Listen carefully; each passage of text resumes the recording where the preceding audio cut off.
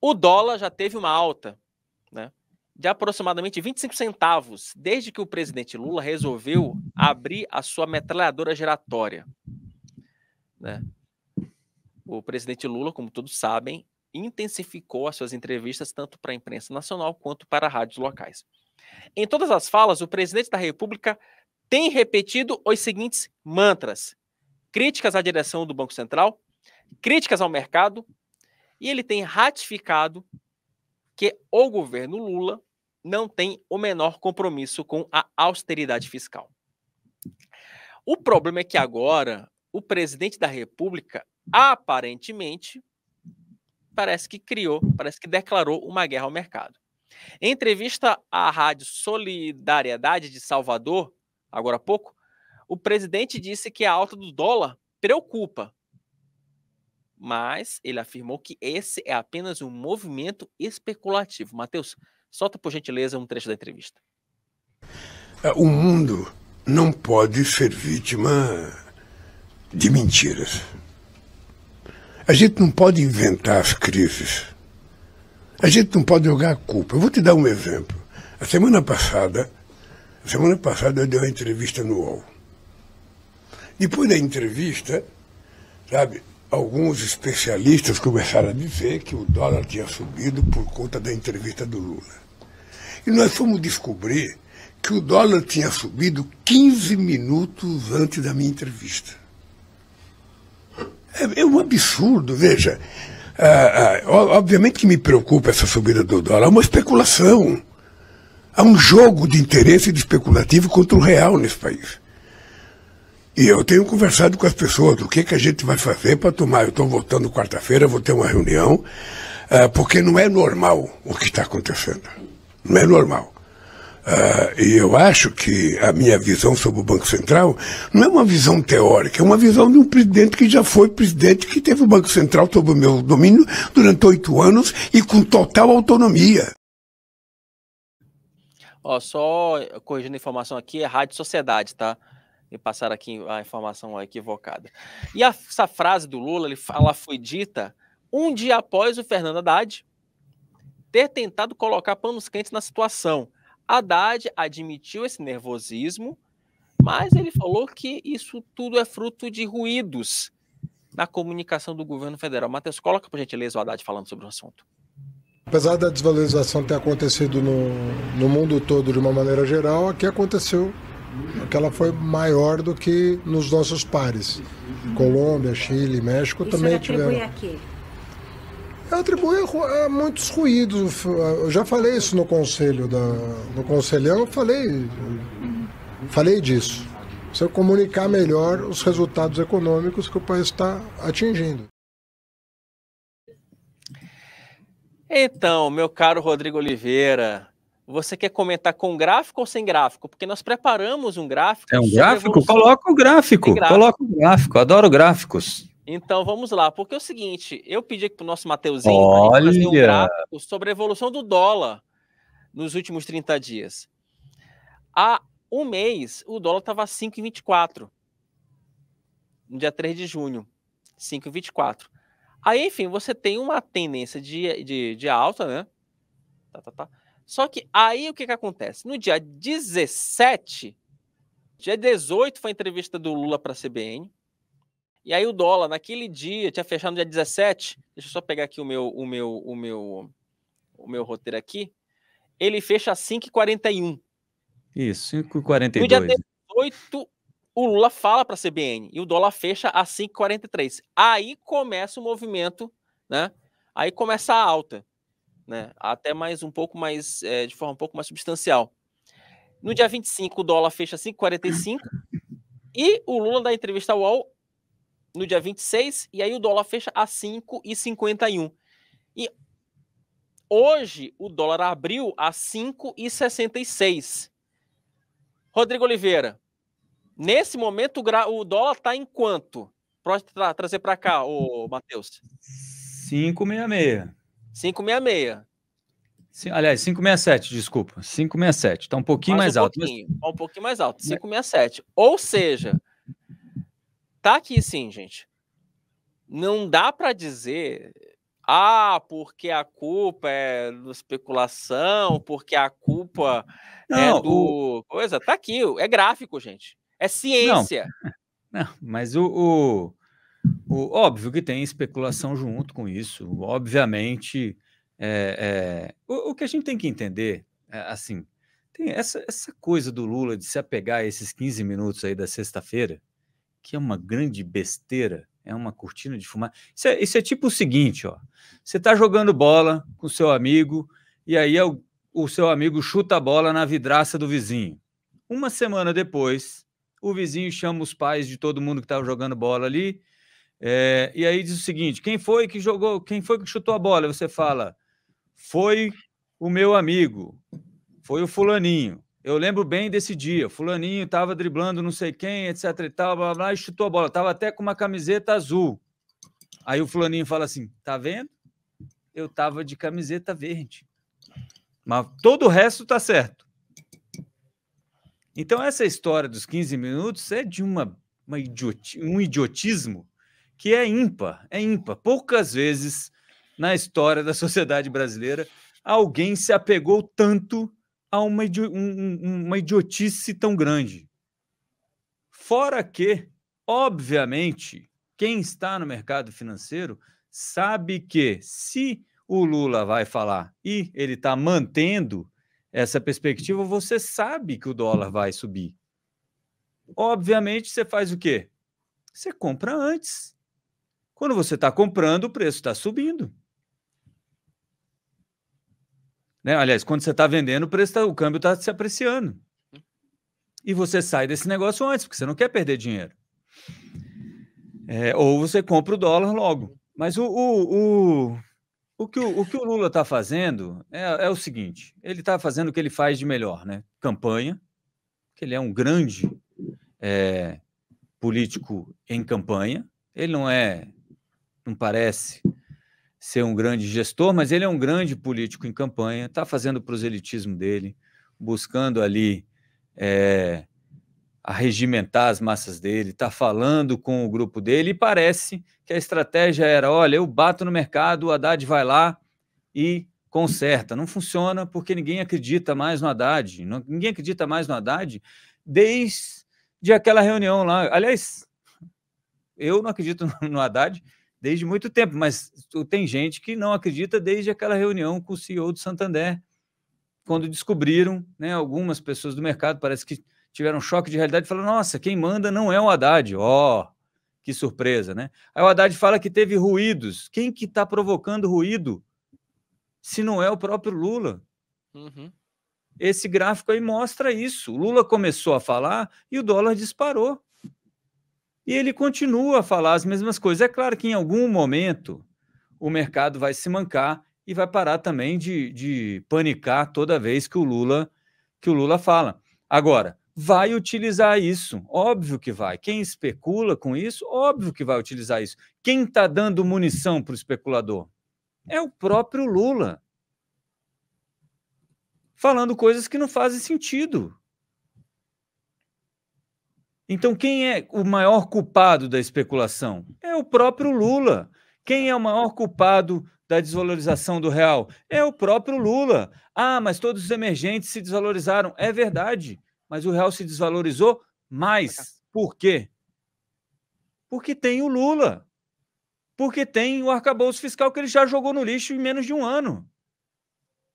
Porque tem corte de gasto que não vai acontecer, que tem pente fino que ninguém acredita. Já falei sobre isso. O pente fino feito no Bolsa Família no ano passado, que era para economizar dinheiro, não aconteceu. Tirou não sei quantas milhões de famílias, 1,7 milhão de famílias do Bolsa Família no ano passado, e no fim das contas cresceu o número de beneficiados e cresceu o gasto, o investimento, chama como você quiser, a despesa com o Bolsa Família. Ninguém economizou nada. Ninguém está fazendo, ninguém em sã consciência que acompanhou esse governo, desde que o governo começou, acredita que haverá alguma redução de despesa com base nesse pente fino. E aí você sabe, as contas públicas estão desequilibradas. Agora vai ter um contingenciamento. Vai ter um contingenciamento que, mesmo que seja grande, vai ser menos do que o necessário. Eu vou dar um exemplo. Hoje o Valor Econômico tem uma matéria muito interessante, inclusive, falando o seguinte, olha,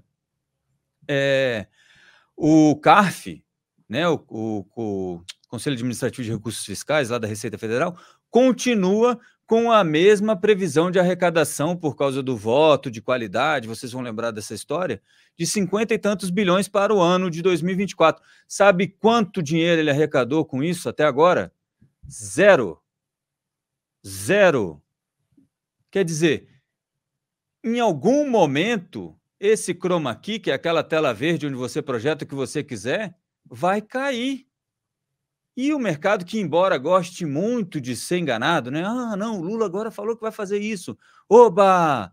Podemos vender dólar de novo, em vez de ficar comprando dólar. Podemos vender dólar. Não, aí o dólar cai. Não tem isso.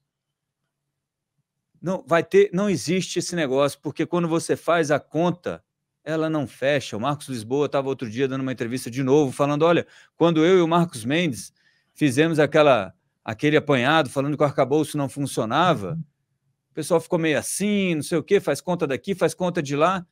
Não funciona. E não funciona porque ele acabou com mecanismos que seguravam as despesas.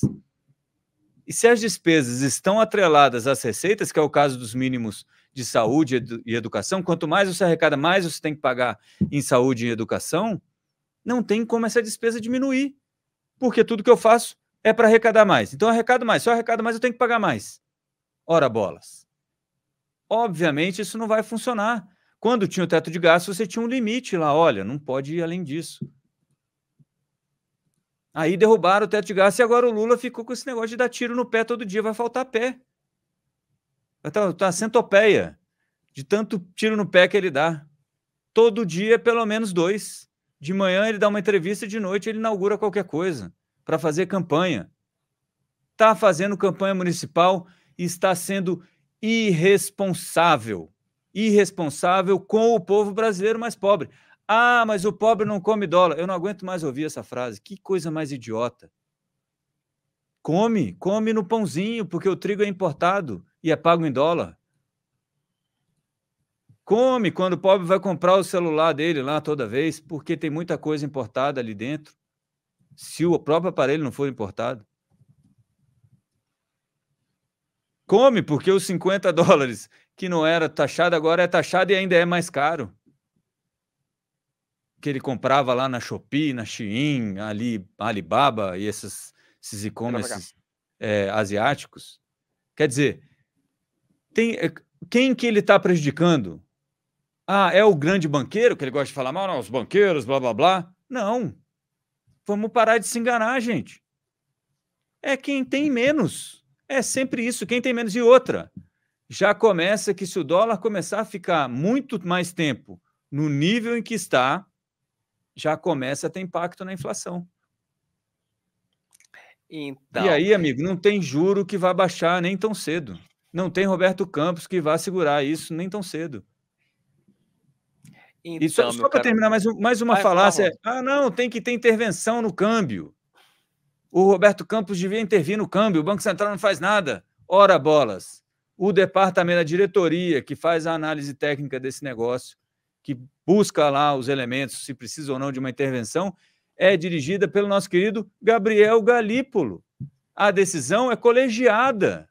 Não é o presidente do Banco Central que resolve, eu vou fazer. Não tem isso, Lula. Você não entende decisão colegiada porque você não está acostumado com isso. Você decide e você acha que todo mundo tem que obedecer e pronto. Não é assim. Lembre-se, existem elementos, existem instituições que funcionam de forma democrática. Entenda isso. Democracia, amigo, é de vez em quando perder. Né? Aí você vai dizer, não, eu perdi um monte de eleição, mas não é isso, não é sobre isso que a gente está falando. É sobre ter a sua opinião, mesmo você sendo o eleito, ter a sua opinião suplantada. Mas eu não vou me estender muito aqui, senão eu fico falando muito do Lula, o pessoal fica nervoso comigo, e aí tem milícia digital, sei lá como é que chama essas coisas. Não, eu imagino. Agora, Rodrigo, eu só queria complementar uma parte desse teu comentário, porque inclusive tem pergunta aqui do chat sobre a questão do dólar. Eu pensava hoje em casa, e aí eu até, enfim, a gente conversando aqui pelo WhatsApp, nas nossas conversas matinais, eu achei interessante o passapanismo da concorrência. Assim, eu me senti envergonhado, porque nós saímos do xadrez 4D para a gente endossar essa coisa, essa teoria do mercado malvadão. E aí eu vendo uma colega no Jornal da Concorrência dizendo, não, porque de fato há um movimento orquestrado do mercado contra o governo, porque o mercado, olha o que eu ouvi, por isso que eu queria compartilhar contigo, por isso que eu te falei no WhatsApp para você assistir, mas você estava gravando sala, que daqui a pouco a gente vai inclusive fazer aquele jabá, porque o mercado é bolsonarista. Então o mercado está pressionando o dólar contra o Lula, porque o mercado não gosta do Lula. Eu escutei isso.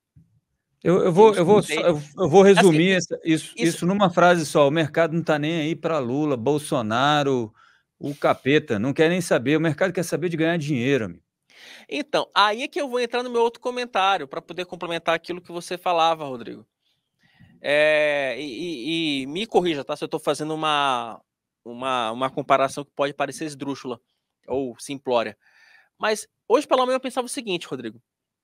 Não existe ataque especulativo sem agente causador, assim como não existe crime sem autor de crime. É fato, gente. O camarada não vai assaltar se você não tiver ladrão, sabe? Ah, é um ataque especulativo? Que seja. Mas não existe especulação se não existe agente especulador. Se não existe algo que crie uma instabilidade na economia e que o especulador enxergue. Olha, temos uma instabilidade aqui. Vou aproveitar e vou ganhar dinheiro em cima dessa situação. Então, assim, o gráficozinho, eu fiz questão de pedir para o Matheus fazer, mostra justamente isso. O dólar disparou quando o presidente Lula começou a falar o que não devia. Se ele tivesse ficado quietinho, o dólar até poderia ter tido uma alta, uma variação, mas não nesse nível. Eu tenho certeza absoluta, Rodrigo. E assim, eu até tinha separado isso aqui, ó. Junho foi o pior desempenho de investimento estrangeiro na Bolsa desde 2018. O que isso quer dizer? Que foi o mês que mais saiu dinheiro de investidor estrangeiro da Bolsa. E aí ele vai lá e compra dólar e vai embora. Ele está investido em real, ele precisa do dólar, compra o dólar, pressiona o preço do dólar, por isso o preço sobe e vai embora. Foram 4,23 bilhões de reais que foram embora neste mês de junho. No ano já são 40 bilhões. É o pior começo de ano desde 2020. Não é, isso é pandemia. Eu estou falando da pandemia. Assim, isso não é contra o Lula ou a favor do Lula. Isso é apesar do Lula. O que o Lula está fazendo é criando motivo para que esse pessoal possa especular, que seja, mas criando insegurança para o investidor, e ele pensa, rapaz, eu não vou ficar aqui, né? Pego o dinheirinho dele e vou me embora para Sucupira. Sucupira está cheio de investidor estrangeiro chegando agora.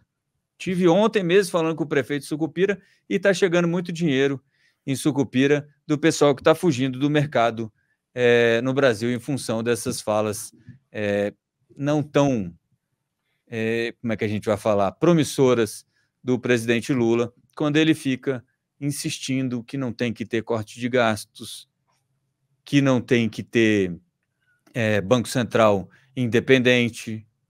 Ora, Lula, já foi. Faltam 6 meses. 6 meses para você mudar esse Banco Central. Aí você vai ter... Já falei antes, já vai procurando um bode expiatório novo. Eu já vi que o senhor já está tentando. Eu até acertei lá na frente, eu falei, olha, vai procurar um bode expiatório novo e já vou dizer para vocês quem vai ser. Vocês que acompanham aqui o Meio-Dia me ouviram falar isso, eu escrevi isso no site também do Antagonista, dá para ir ver lá a data. vai falar mal de banqueiro, que é sempre a mesma coisa. É um vale a pena ver de novo, requentado o tempo todo, é um negócio loop, horroroso. né? Você colocou um negócio em loop, é o dia da marmota todo dia. É. Que coisa horrorosa, não aguento mais esse negócio. Fico fazendo aqui os mesmos comentários todo dia, porque o Lula não sai desse momento. Pelo amor do guarda. Mas assim, mas ele está correndo um risco, né? O Lula poderia parar de falar e o dólar cair e ele ia perder dinheiro. Então, assim, eu acho que essa comparação de quem ganha e quem perde com isso é boba, porque no fim das contas, quem perde, vai ficar uma coisa meio Dilma aqui, né? Mas vai todo mundo perder horas. Né? Esses caras vão ganhar dinheiro, mas isso não muda nada no jogo. O que muda é esse dólar mais caro está prejudicando quem precisa importar insumo, fertilizante, trigo para fazer pão e outras cositas más. É isso que isso está prejudicando. Está atrapalhando o fechamento de contrato futuro que o cara está fazendo, ele tem que gastar mais dinheiro fazendo hedge para proteger a compra dele, a venda dele, tirando o dinheiro de circulação, porque ele tem que ficar com esse dinheiro parado até saber o que vai acontecer com o dólar, porque ele está correndo muito risco, o risco aumentou, efeito Lula. Então, é isso que vai afetar a economia de verdade. O cara que está ganhando dinheiro é besteira a gente se preocupar com isso. No fim das contas, deixa o cara ganhar o dinheiro dele, porque quando ele perder, ninguém vai lembrar dele também. Ninguém vai falar, olha, o cara que especulou perdeu o dinheiro, bem feito para ele. Só o Lula gosta de fazer essas coisas. Olha lá, se ferrou, porque é uma pessoa do bem. Pessoas do bem são assim, ficam esperando o camarada cair de bicicleta para falar, olha lá, falei que não devia ter comprado aquela bicicleta toda bonitona, se quebrou. Olha a infantilidade desse negócio. O importante aqui é que o Lula não deveria.